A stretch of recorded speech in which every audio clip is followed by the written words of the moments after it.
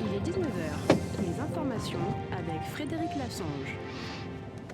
Bonsoir. Après un premier échec mardi, les ministres européens des Finances ont affiché jeudi leur unité, en parvenant à s'entendre à l'arraché sur une réponse économique commune face au bouleversement lié à la mondialisation des marchés et l'hégémonie des grandes puissances que sont la Chine et les États-Unis. Dans sa dernière allocution, le Premier ministre a assuré aux syndicats qu'il reviendrait rapidement vers eux avec une solution durable pour la crise qui frappe notre pays. Cet accord devrait donner de l'air au gouvernement qui va pouvoir aider les entreprises, mais aussi tous leurs salariés. Formule 1. Vendredi, ce sont les essais du Grand Prix de Bahreïn. Lewis Hamilton est toujours en tête au classement des pilotes. S'il continue comme ça, il devrait être une nouvelle fois champion du monde. Il y a bientôt 40 ans, Steven Spielberg dévoilait sur grand écran E.T. l'extraterrestre, un film de science-fiction qui s'est ancré dans la culture populaire américaine et qui a traversé l'Atlantique. On est toujours sans nouvelles de l'évadé de la clinique Saint-Paul. Les psychiatres affirment que cette personne ne représente aucun danger. Oui, allô? Allô? Charles Morel? Oui? Oui, bonsoir, Alexandra Gansman du Monde. Bonsoir. Bonsoir. Voilà, nous faisons un numéro spécial sur les 10 personnalités littéraires qui ont marqué la décennie et j'aurais voulu vous rencontrer pour en savoir un peu plus sur vous, sur vos sources d'inspiration. Est-ce qu'on peut se voir rapidement? Ah bah oui, pourquoi pas. Vous savez quoi? Appelez mon attaché de presse et il organisera un rendez-vous. C'est que... en fait, je suis dans la région encore quelques heures et je prends un vol dans la matinée. J'espérais qu'on pourrait se voir avant mon départ. Ah, oui, je comprends, mais c'est un peu tard, là. Oui, mais nous n'avons pas pour longtemps. 30 minutes, pas plus. La semaine prochaine, je suis à Paris, si vous voulez. Non, malheureusement, ce sera trop tard. Nous sommes en plein bouclage et... Écoutez, c'est pas grave. Il y aura d'autres occasions, donc... En tout cas, je vous remercie beaucoup pour votre accueil. Attendez. C'est bon, on peut se voir chez moi, si vous voulez. Hein, dans une demi-heure. Ça vous irait, ça? Mais c'est parfait, ça. D'accord, bah je vous envoie mon adresse. Non, c'est inutile, je suis déjà devant chez vous, là. Chez moi à Mougins? Oui, à Mougins, oui. Ah bon? Bon, bah d'accord, bah à tout de suite, alors. À tout de suite. Hein? Au revoir.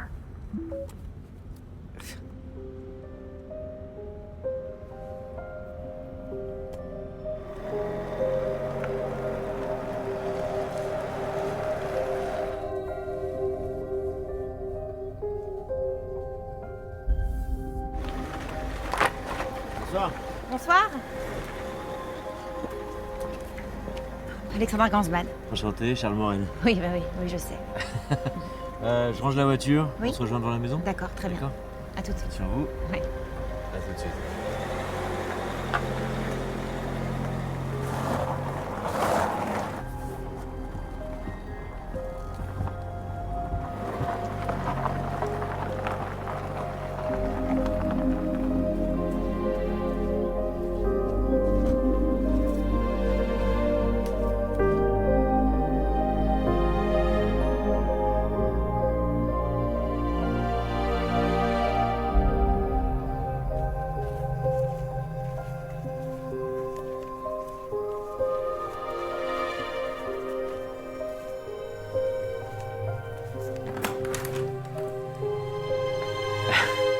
Allez-y, c'est par là.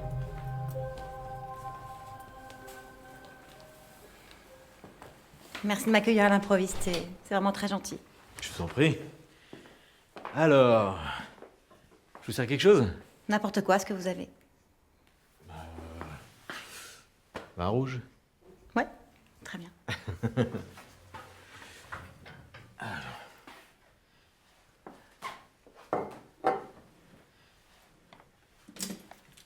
C'est une chance, vous savez. Parce que moi, normalement, je devrais être au Touquet, là.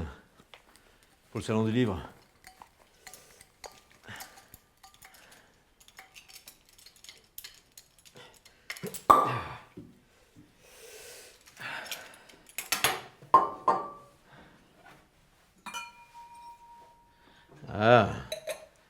Ça, c'est une photo qui a été prise pendant que le jury délibérait. Je m'en souviens bien de cette journée, hein. C'était épique.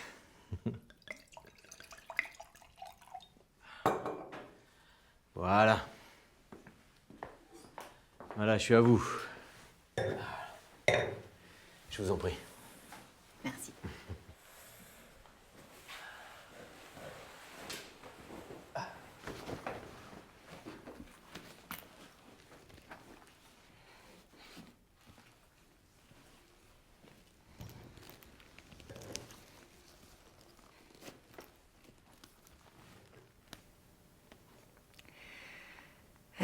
Comme je vous le disais au téléphone, j'ai écrit un article sur les personnalités qui ont marqué notre décennie et je voulais en savoir un petit peu plus sur vous. Bah, très bien. Voilà 3 ans que vous avez écrit votre roman et depuis plus rien. Alors, comment gère-t-on le syndrome de la page blanche quand on a écrit un chef-d'œuvre pareil? Ah d'accord, vous êtes direct, vous. Je ne sais plus qui disait, écrire c'est un métier pénible. Avec ou sans talent. Avec, c'est encombrant. Et sans, c'est frustrant. Enfin, bon, quoi qu'il en soit, c'est compliqué, quoi. Mon roman, et je remercie vraiment la vie pour ça, a été un énorme succès. Et vous connaissez les gens aussi bien que moi. Hein, ils sont de plus en plus exigeants. Donc, moi, je peux pas écrire un roman moins abouti, quoi. Il me faut du temps pour ça. 3 ans, ça en fait du temps. Vous avez une idée? Vous avez commencé quelque chose? Eh non, bien sûr. Il vous manque l'inspiration. Excusez-moi, mais où est-ce que vous voulez en venir? Quand j'ai lu votre roman, enfin, le roman qui a lancé votre carrière, parce que ceux d'avant étaient, comment dire, sans intérêt. Donc, non mais quand j'ai lu votre roman, j'ai vraiment été subjuguée par la force, par l'émotion, la violence qui s'en dégage. Si vous voulez mon avis, il faut beaucoup de talent pour choisir les mots justes. C'est ce que vous avez fait. Eh ben, merci. Vous décrivez tellement bien les choses. On a l'impression que vous les avez vécues.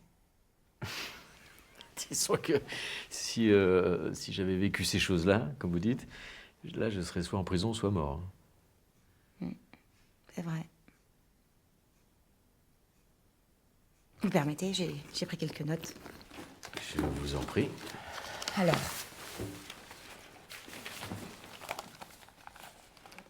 Page 86. Depuis toujours, Chloé enflammait le cœur des hommes qui l'approchaient. Mais Chloé ne s'intéressait pas à ces choses-là. Ce qu'elle aimait, c'était le monde artistique, avec sa cohorte de créateurs et de collectionneurs. Elle aimait le génie des uns et la passion des autres. Tout en elle était synonyme d'inspiration. Elle avait 1000 idées à la minute et savait transmettre son amour des belles choses.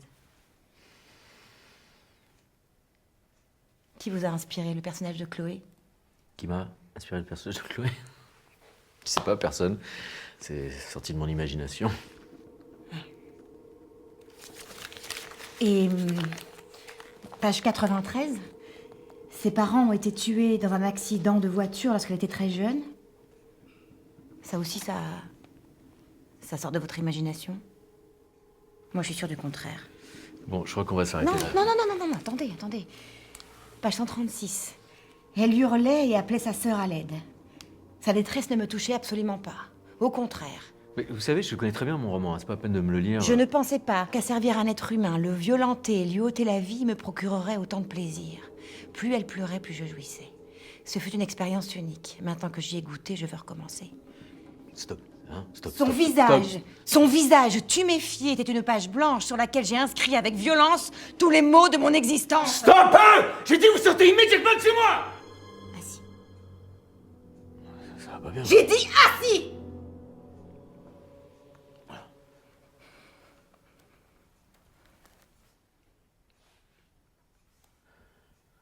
Julie, c'était ma petite sœur. Elle respirait la joie de vivre. Tout le monde l'aimait. Partager sa vie, c'était tutoyer les étoiles. Depuis la mort de nos parents, c'est moi qui veillais sur elle. On était inséparables. Un soir, j'étais dans un taxi. Il y avait un énorme embouteillage. Mon téléphone a sonné, c'était elle. Elle m'appelait en vidéo. Elle était terrorisée. Elle hurlait, je comprenais rien à ce qu'elle racontait. Mais là, je l'ai vue. Il y avait un homme dans son appartement. Il y a eu une bousculade. Le téléphone est tombé. Mais je continue à voir ce qui se passait dans la chambre.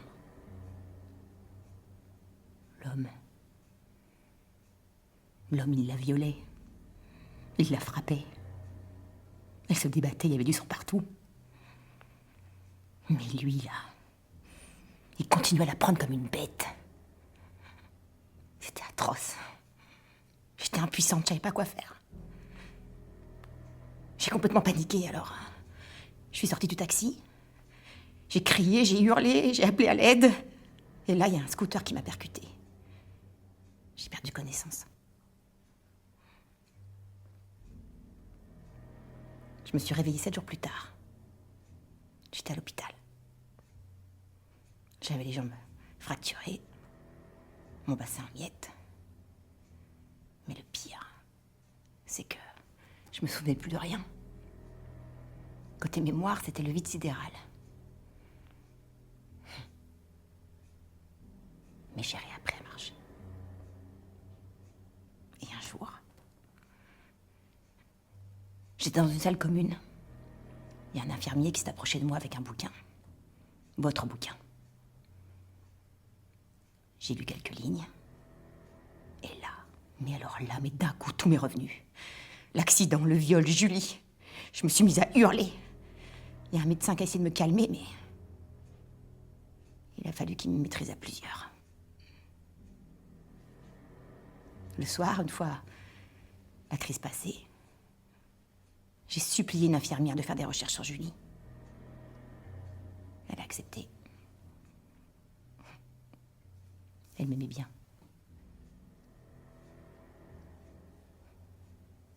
Le lendemain, j'apprenais que Julie n'avait plus donné de nouvelles depuis 4 ans.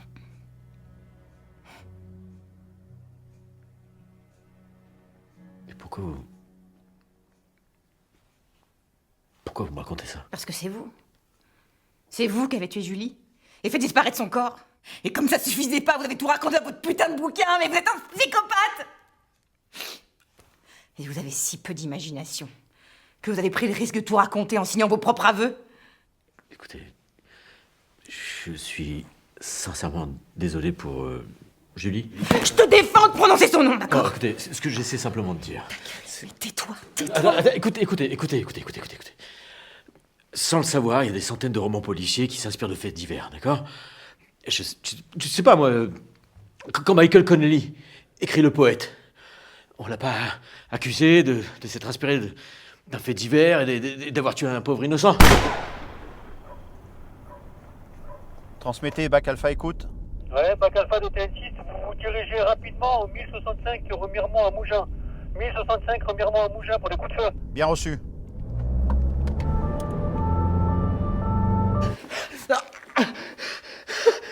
Vous êtes complètement cinglé! Ferme-la.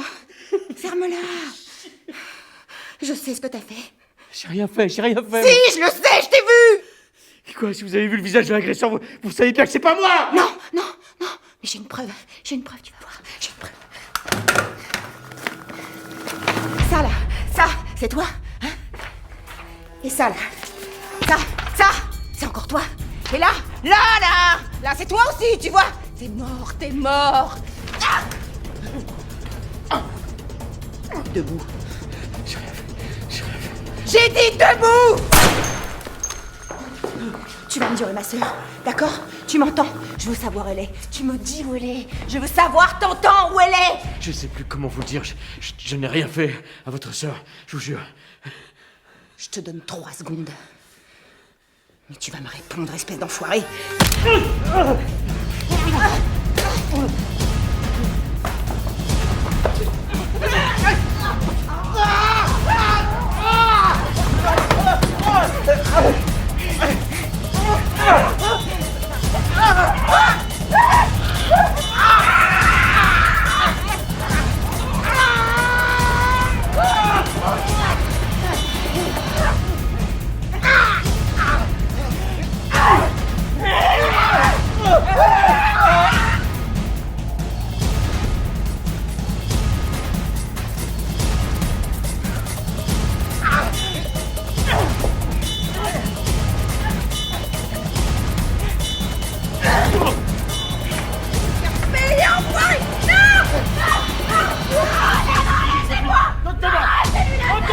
monsieur, ça va aller, ne vous inquiétez pas. Ça va aller. Ok, appelez les pompiers, c'est bon. Appelez-les, monsieur. Ouais, tout va bien. Allez, tu bouges pas, c'est tout bon. Tout va bien se passer, ne vous inquiétez pas. Ça va.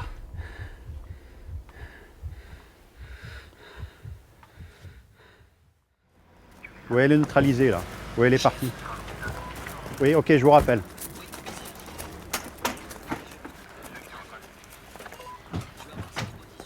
Alors, comment ça va? Ça va, ça va. On peut dire que vous l'avez échappé belle. Hein. Cette femme s'est évadée de chez les dingues il y a 5 jours. Elle souffre de troubles obsessionnels. Non, en fait, elle a fait une fixette sur vous. Bon, c'est pas de chance. Hein. On voit de ces trucs de nos jours.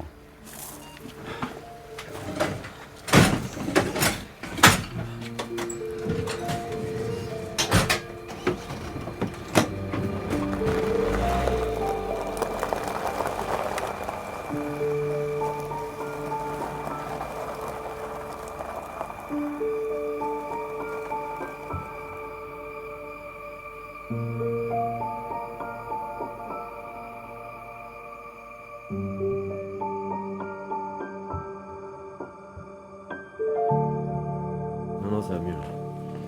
C'est comme ça, qu'est-ce que tu veux. C'est elle qui est le plus à plaindre dans tout ça. Ouais, je sais, ouais. Ouais, j'y travaille. Va t'auras un premier jet dans quelques jours. Ouais. Non, c'est promis. J'avais besoin d'un déclic, je crois que je l'ai eu là. Ouais. Pierre, faut que je te laisse. D'accord, j'ai du monde là, je suis désolé. Ok, je te rappelle. Tiens, très vite. Excusez-moi, le travail. Je vous en prie. Donc voilà la maison. Donc ça c'est le salon. Il y a 5 chambres. En bas il y a une salle de muscu, une salle de ciné. Voilà. C'est un peu immense pour moi tout seul, mais bon, j'ai pas le choix là. Il faut que je me protège maintenant. Vous cherchez quoi exactement? Bah je sais pas, un système d'alarme, un truc que je puisse enclencher facilement en cas d'intrusion. Nous avons exactement ce qu'il vous faut. J'en suis sûr. Je vous fais visiter? Avec plaisir. C'est par là. Donc voilà, là c'est la chambre.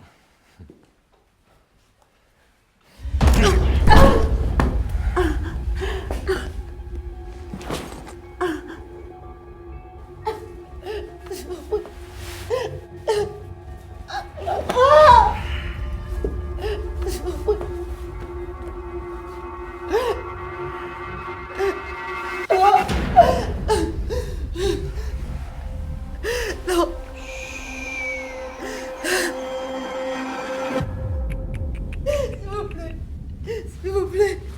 S'il vous plaît. Je vous en prie. Je vous en prie. Non! Non! Non!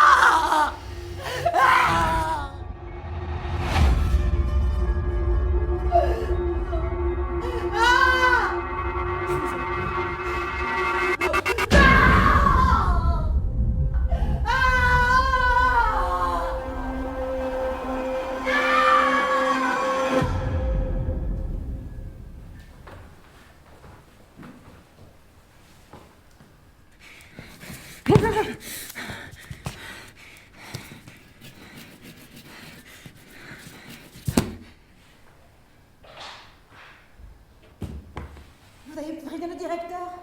Il faut absolument que je lui parle. Tu te calmes?